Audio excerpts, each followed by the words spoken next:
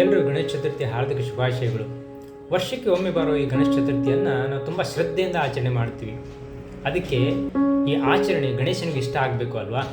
ಅದಕ್ಕೆ ಈ ಆಚರಣೆಯನ್ನು ಪಾರಂಪರಿಕವಾಗಿ ಮಾಡೋದ್ರಿಂದ ಗಣೇಶ ನಿಜವಾಗ್ಲೂ ಸಂತೋಷದಿಂದ ಬಂದು ಸಂತೋಷದಿಂದ ಹೋಗ್ತಾರೆ. ಅದಕ್ಕೆ ನಾವೆಲ್ಲರೂ ಈ ಕೆಲ ಅಂಶಗಳನ್ನು ತಪ್ಪದೇ ಪಾಲಿಸುವ ಸಂಕಲ್ಪ ಮಾಡೋಣ. ಎಲ್ಲರೂ ಮಣ್ಣಿನ ಮೂರ್ತಿಯನ್ನೇ ತರೋಣ. ಸಮಂಜಸವಲ್ಲದ ಸಿನಿಮಾ ಹಾಡುಗಳನ್ನು ಹಾಕದೆ ಶಾಸ್ತ್ರೀಯ ಅಥವಾ ಪಾರಂಪರಿಕ ಸಂಗೀತಗಳನ್ನೇ ಬಳಸೋಣ. ಪಾರಂಪರಿಕ ಖಾದ್ಯಗಳ ನೈವೇದ್ಯವನ್ನೇ ಮಾಡೋಣ.